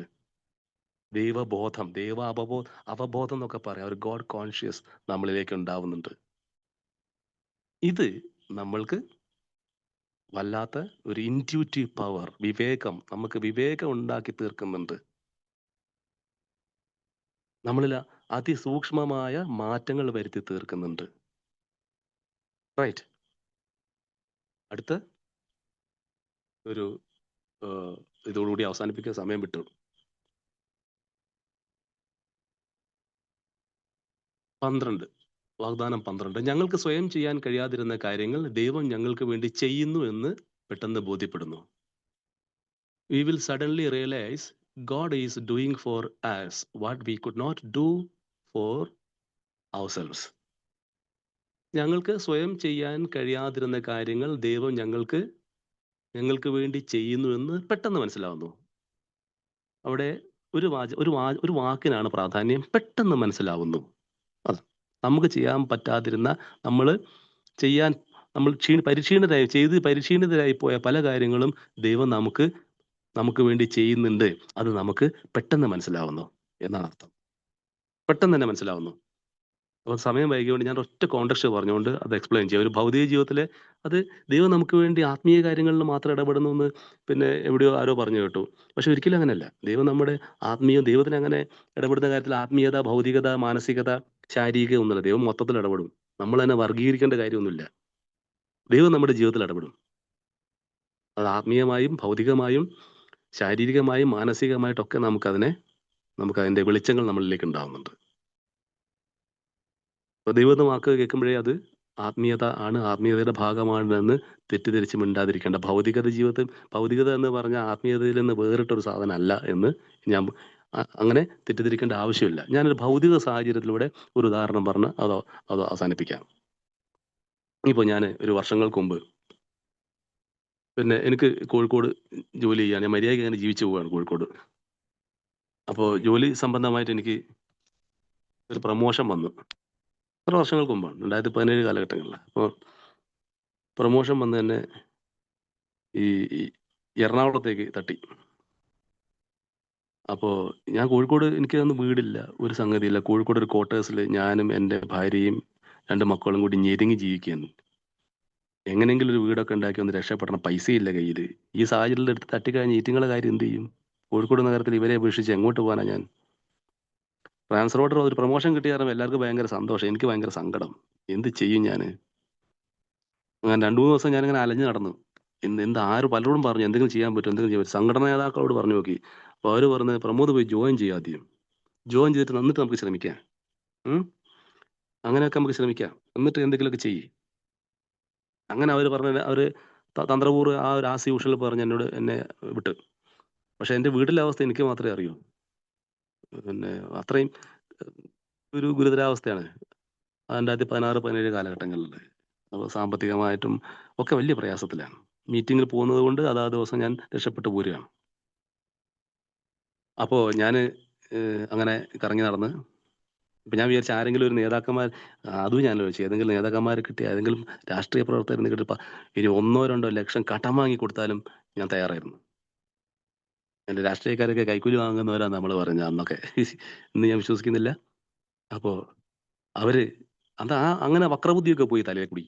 ഇവർക്കാർക്കും ഏതെങ്കിലും ഒരുത്തനെ കിട്ടിയ, ഇത് ചെയ്തു തരുന്ന ഒരുത്തനെ കിട്ടിയ 1-2 ലക്ഷം എന്തെങ്കിലും വിറ്റ് കൊടുക്കുകയായിരുന്നു ഞാൻ. അങ്ങനെ എനിക്ക് പോകാൻ പറ്റില്ല ഇവിടുന്ന്. അങ്ങനെ ചിന്തിച്ച് 2-3 ദിവസമായിട്ട് അങ്ങനെ ഉറക്കമില്ല. വീട്ടിൽ പോയി പറയുന്നു, ഭാര്യ മേലോട്ട് നോക്കുന്നു, പിള്ളേർക്ക് അന്ന് പ്രായമായിട്ടില്ല. അങ്ങനെ ഞാൻ ഒരിക്കലും ഒരു ദിവസം എൻ്റെ ഓഫീസിൽ നിന്ന് ഞാൻ ഇറങ്ങി. ഏകദേശം 2 ദിവസം കഴിഞ്ഞ് ഓഫീസിൽ നിന്ന് റിലീവ് ചെയ്യണം. അങ്ങനെ ഞാൻ ഇറങ്ങി നടക്കുകയാണ്. അങ്ങനെ നടന്ന് വണ്ടി, 2 വീലറിന്റെ മുകളിൽ, സ്കൂട്ടറിന്റെ മുകളിൽ അങ്ങനെ പോയി. എവിടേക്കോ പോയി, എനിക്കറിയില്ല. അങ്ങനെ കുറെ കഴിഞ്ഞപ്പോൾ ഞാൻ എത്തിയ സ്ഥലം നോക്കുമ്പോൾ west hill military barracks side road കൂടി ഇങ്ങനെ പോവാണ് ഞാൻ. എന്തിനാ അങ്ങോട്ട് പോയത് എനിക്കറിയാം. ഞാൻ ഓടിച്ചങ്ങ് പോയി. എവിടെ ഇറങ്ങി ഒരു ചായ കുടിച്ചിരുന്നു. ആ ചായ കുടിച്ച് എങ്ങോട്ടാ പോകേണ്ടത് എനിക്കറിയില്ല. ചിന്താഭാരം വന്ന്, ആരോട് ചോദിക്കാൻ, ഒരു സഹായം ചോദിക്കാൻ, ആരാ സഹായിക്കാനുള്ളത്? എല്ലാവരും ഒട്ടക്കാണ് ആ സമയത്ത്. ജീവിതം അങ്ങനെ കുറേശ്ശെ ശരിയായി വരുന്നേ ഉള്ളൂ. ആരോട് പോയി ഒരു പിടിയും കിട്ടുന്നില്ല. അങ്ങനെ ഞാൻ പോകുമ്പോൾ ഒരു ബൈക്കിന്റെ മുന്നിൽ കൂടി പാസ് ചെയ്തു. പാസ് ചെയ്തപ്പോൾ അത് എനിക്ക് മനസ്സിലായി. എൻ്റെ കൂടെ മുമ്പ് ജോലി ചെയ്ത് റിട്ടയർ ആയ ഒരു മനുഷ്യൻ മുരളിയേട്ടൻ്റെ മകനാണെന്ന് മനസ്സിലായി. അവരുടെ വീട് ആ ഭാഗത്താണ്, ഈസ്റ്റിലാണ്. അപ്പോൾ ഞാൻ ആലോചിച്ചപ്പോൾ ഇവനെ കണ്ടപ്പോൾ എനിക്ക് മുരളിയേട്ടന് ഓർമ്മ വന്നു. അപ്പം മുരളിയേട്ടനെ ഒന്ന് കണ്ടു കളയാം എന്ന് വിചാരിച്ച്. അങ്ങനെ ഞാൻ മുരളിയേട്ടനെ വിളിച്ചു നോക്കി. മുരളിയേട്ടൻ വീട്ടിലുണ്ടോ? എന്താ പ്രമോദ് വീട്ടിലുണ്ട്. ചെറിയ ടെൻഷൻ, ഞാൻ അങ്ങോട്ട് വരട്ടെ വെച്ചു. ഒന്നെന്ന് പറഞ്ഞു. മുരളിയേട്ടനും എൻ്റെ ഒരു മദ്യപാന സുഹൃത്തു കൂടിയാ, പഴയ കാലത്തെ. അങ്ങനെ അദ്ദേഹത്തോട് ഞാൻ പറഞ്ഞു, മുരളിയേട്ടൻ ഇങ്ങനെയൊക്കെ പ്രയാസങ്ങളാണ്, മുരളിയേട്ടൻ്റെ അവസ്ഥ കംപ്ലീറ്റ്. അങ്ങനെ എൻ്റെ അവസ്ഥയൊക്കെ അറിയുന്ന ആളാണ്. അപ്പോൾ അയാൾ ആലോചിച്ചിട്ട് ഒന്നും പിടികിട്ടിയില്ല. അയാൾ ഉടനെ അയാളുടെ വളരെ അടുത്ത ബന്ധത്തിൽപ്പെട്ട അയാളൊരു ജ്യേഷ്ഠനാണ്, ഞങ്ങളുടെ സർവീസ് സംഘടനയുടെ സംസ്ഥാന പ്രസിഡന്റ്. അപ്പോൾ എന്തെങ്കിലും ചെയ്യാൻ പറ്റുമോ? ഞാൻ മുരളിയേട്ടൻ പറഞ്ഞു, ഞാൻ ഒന്ന് വിളിച്ചു നോക്കട്ടെ അവനെ. മുരളിയേട്ടൻ വിളിച്ചു. അപ്പോൾ സംസ്ഥാന പ്രസിഡന്റ് എടുത്തു. എന്താ ചോദിച്ചപ്പോൾ പറഞ്ഞു, അവർ തമ്മിൽ അങ്ങോട്ടും ഇങ്ങോട്ടും പേര് വിളിക്കാനുള്ള ബന്ധമുണ്ട്. അപ്പോൾ നേതാവ് പറഞ്ഞു, ഞാൻ വീട്ടിലുണ്ട്, ഞാൻ തിരുവനന്തപുരത്തേക്ക് പോകേണ്ടതാണ്. പോകാൻ ഇറങ്ങിയപ്പോൾ എനിക്കൊരു പനി വന്ന്, ഒരു വയറിന് തകരാറ്. അപ്പോൾ ഞാൻ വീട്ടിൽ തന്നെ ഇരിക്കുകയാണ്. ഇന്നത്തെ പോക്ക് ഞാൻ ക്യാൻസൽ ചെയ്തു. അപ്പോൾ ഞാനത് അങ്ങോട്ട് വരട്ടെ. എൻ്റെ കൂടെ പ്രമോദ് ഉണ്ട്, നമ്മളെ പയ്യൻ. എന്താ കാര്യം? അത് വന്നിട്ട് പറയാം, ഒന്ന് വരട്ടെ എന്ന് വെച്ചു. അങ്ങനെ വരാൻ പറഞ്ഞു. ഞങ്ങൾ രണ്ടുപേരും കൂടി 10 മിനിറ്റിനകത്ത് നേതാവിൻ്റെ വീട്ടിലെത്തി. നേതാവ് ഒരു സെറ്റിയിൽ കിടക്കുന്നുണ്ട്, ചാരി ഇരിക്കുന്നുണ്ട്. പോകാനുള്ള ബാഗൊക്കെ അവിടെ വെച്ചിട്ടുണ്ട്. ആള് പോയിട്ടില്ല. ആളോട് പറഞ്ഞു നേതാവിനോട് ചോദിക്കാം, നിന്റെ പഴയ ഈ ഭയങ്കര പേര് കേട്ട കൂടിയനാണല്ലോടാ എന്ന് പറഞ്ഞോട്. അപ്പൊ മുരളിയേട്ടൻ പറഞ്ഞു, ഇവൻ നിർത്തിയിട്ട് 4-5 കൊല്ലായി. അങ്ങനെ സംഭവിച്ചോ? അങ്ങനെയൊക്കെ അയാൾ അത്ഭുതപ്പെട്ടു. നീ പേര് കേട്ട കുടിയനാണല്ലോ ഞാൻ അറിഞ്ഞിട്ടുള്ളത് എന്ന് പറഞ്ഞു. അങ്ങനെ എൻ്റെ അവസ്ഥയൊക്കെ ഞാനോട് പറഞ്ഞു. മുരളിയേട്ടൻ എനിക്ക് വേണ്ടി അവിടെ ഒരു വക്കീലായി. അയാൾ ഉടനെ അയാളുടെ ഫോൺ എടുത്തിട്ട്, ഞാൻ ശ്രമിച്ചു നോക്കാം, ഉറപ്പ് പറയൂല, തിരുവനന്തപുരത്തേക്ക് വിളിച്ചു. അദ്ദേഹം വിളിച്ച് അവിടെയുള്ള സമയം 5:30 മണിയായിട്ടുണ്ട് ഞാൻ എത്തുമ്പോൾ. എന്തോ ഭാഗ്യം കൊണ്ട് ആ സീറ്റിലെ ഓഫീസർമാർ, ട്രാൻസ്ഫർ ആൻഡ് പോസ്റ്റിംഗ് ചെയ്യുന്ന ഓഫീസർമാർ പോയിട്ടില്ല. വിളിച്ചു, കോഴിക്കോടുള്ള ഒരു പ്രമോദിനെ എറണാകുളത്തേക്ക് പ്രൊമോട്ട് ചെയ്തിട്ടുണ്ട്, അത് എന്ത് ചെയ്യാൻ പറ്റുമെന്ന് ചോദിച്ചു. അപ്പോൾ അവർ പറഞ്ഞു, നോക്കട്ടെ സാറേ എന്ന് പറഞ്ഞു. സംസ്ഥാന പ്രസിഡന്റാണ് വിളിക്കുന്നത്, നോക്കട്ടെ എന്ന് പറഞ്ഞാൽ തിരിച്ചു വിളിച്ച് പറഞ്ഞു, മലപ്പുറത്ത് ഒരു വേക്കൻസി ഉണ്ട് എന്ന് പറഞ്ഞു, വന്നിട്ടുണ്ടെന്ന് പറഞ്ഞു. അത് ഇന്നലെ വന്ന വേക്കൻസിയാന്ന് പറഞ്ഞു. അങ്ങോട്ട് കൊടുക്കാൻ പറ്റും ചോദിച്ചു. കൊടുത്തേക്കാവെന്ന് പറഞ്ഞു. നാളെ തന്നെ ഓർഡർ ഇടാന്ന് പറഞ്ഞു. ഇതെല്ലാം കൂടി സംഭവിച്ച അരമണിക്കൂറാണ്. അരമണിക്കൂർ കൊണ്ട് ഇതെല്ലാം സംഭവിച്ചു. നേതാവിന് ഒരു വലിയ ഷേക്ക് ഹാൻഡ് കൊടുത്തു. ഞാൻ ഇറങ്ങി. ഞാനും മുരളിയേട്ടനോട് ചായ കുടിച്ചു. മുരളിയേട്ടനെ ഞാൻ വീട്ടിലിറക്കി കൊടുത്തു. ഞാൻ തിരിച്ച് ഈസ്റ്റീലിന്റെ ബാരക്സ് റോഡിൽ കൂടി തിരിച്ചു വരിക. അപ്പൊ തിരിച്ചു വരുമ്പോൾ എൻ്റെ സ്കൂട്ടറിന്റെ കണ്ണാടിയിൽ ഞാൻ എൻ്റെ മുഖം ഒന്ന് നോക്കി. മുഖം നോക്കിയപ്പോൾ എൻ്റെ മുഖം കണ്ടു. എനിക്ക് തോന്നിയെന്താ അറിയോ? ഞാൻ എന്താ മോൻ, ആരാ മോൻ? സത്യമായിട്ട് പറയാം, എനിക്ക് ആദ്യം തോന്നി അങ്ങനെയാണ്. ഞാൻ ആരാ മോൻ? അരമണിക്കൂർ മുമ്പ് 50,000-ഓ 1 ലക്ഷമോ 2 ലക്ഷമോ കൊടുക്കാന്ന് പറഞ്ഞ സംഗതി വെറും 10 മിനിറ്റ് കൊണ്ട് ഞാൻ സാധിച്ചെടുത്തു. ഞാൻ ആരാ മോൻ? അമ്പടാ, ഭയങ്കരമായ അഭിമാനബോധം എനിക്കുണ്ടായി. അതിശക്തമായ അഭിമാനബോധം. സ്വന്തം പവർ. സംസ്ഥാന നേതാവിനെ പോയി കണ്ട് 10 മിനിറ്റ് കൊണ്ട് അടിച്ചെടുക്കാന്ന് പറഞ്ഞാൽ അസംഭാവ്യം എന്നേ എല്ലാവരും പറയുള്ളൂ. പക്ഷെ സംഭവിച്ചിരിക്കുന്നു. അങ്ങനെ വണ്ടി പിന്നെയും മുന്നോട്ട് പോയി. ഏകദേശം കാരപ്പറമ്പ് എന്ന് പറഞ്ഞ സ്ഥലത്തുമ്പോൾ എൻ്റെ ബൈക്ക് ഞാൻ നിർത്തി. ബൈക്കൊന്ന് സൈഡാക്കി ഞാൻ. എന്നിട്ട് ഞാൻ ആലോചിക്കുകയാണ്. എൻ്റെ മനസ്സിലേക്ക് മറ്റൊരു ചിന്ത കടന്നു വന്നു. ഈ മുരളിയേട്ടന്റെ മകനെ ഞാൻ കണ്ടില്ലെങ്കിലും മുരളിയേട്ടനെ ഞാൻ ഓർക്കില്ല. മുരളിയേട്ടന്റെ വീട്ടിൽ പോവില്ല. ഞാൻ വിളിക്കുന്ന സമയത്ത് മുരളിയേട്ടൻ വീട്ടിലുണ്ട്.